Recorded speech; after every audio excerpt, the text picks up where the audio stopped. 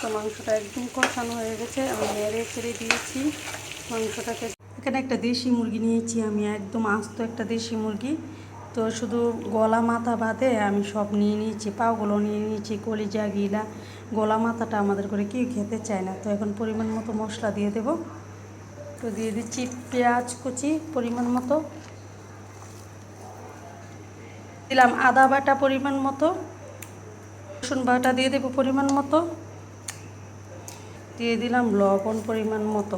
তো আমি আমার পরিমাণ মতো একটা মুরগির আন্দাজে একটু সব কিছু দিয়ে দিচ্ছি, আপনারা আপনাদের পরিমাণ মতো রান্নাটা করে নেবেন। তো এখন বাকি মশলাগুলো দিয়ে দেব। হলুদ দিয়ে দিলাম পরিমাণ মতো, মরিচের গুঁড়ি দিয়ে দিলাম, বেশ অনেকটাই দিয়ে দিলাম যেহেতু আমরা একটু ঝাল খাই। তো জিরা গুঁড়ি দিয়ে দিলাম।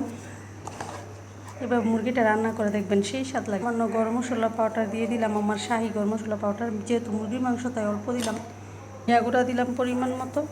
সব কিছু আমার নিজের হাতে তৈরি করা, মানে আমি সব কিছু একদম ধুয়ে শুকিয়ে পরিষ্কার করে তো নিজেই গুঁড়ি করে নিই, মানে মশলার গুঁড়াটা করে নিই। তো সবগুলাকে ভালোভাবে একদম হাতের সাহায্যে মাখিয়ে নেব ভালোভাবে।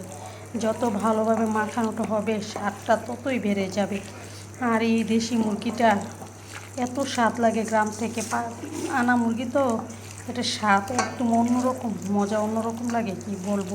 এই তো দেখুন মাশাল্লাহ মাখানোটা কতটা সুন্দর হয়েছে, আর মাংসটা রান্নাটা করলে মাশাল্লাহ কালারটা দেখবেন কতটা সুন্দর এসেছে। রিজিকের মালিক আল্লাহ, স্বাদ খেলে বলতে পারবো। এখন মাখিয়ে নিচ্ছি।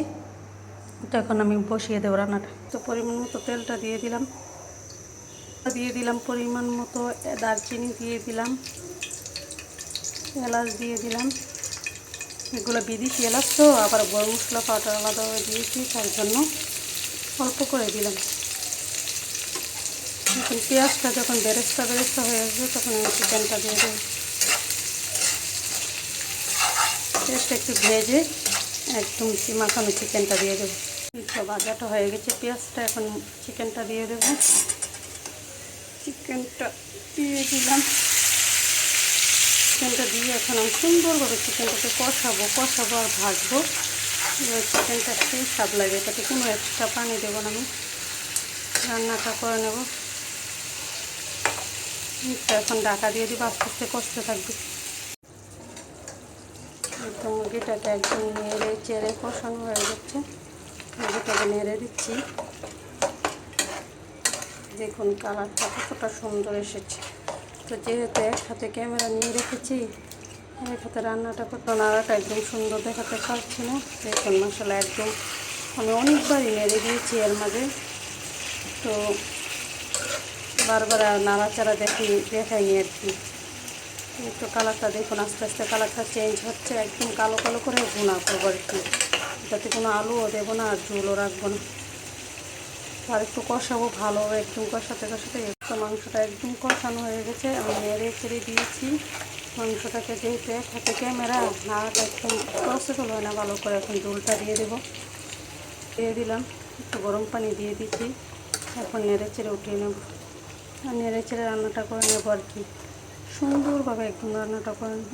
তো আমার চিকেনটা রান্না হয়ে গেছে। তো চিকেনটা আমি ঘরে যেহেতু মেহমান এসেছে, তো তাড়াহুড়ো করে রান্না করেছি, এত ভালো করে রেসিপিটা দিতে পারিনি। তো সবাই ভালো থাকবেন, আল্লাহ হাফিজ।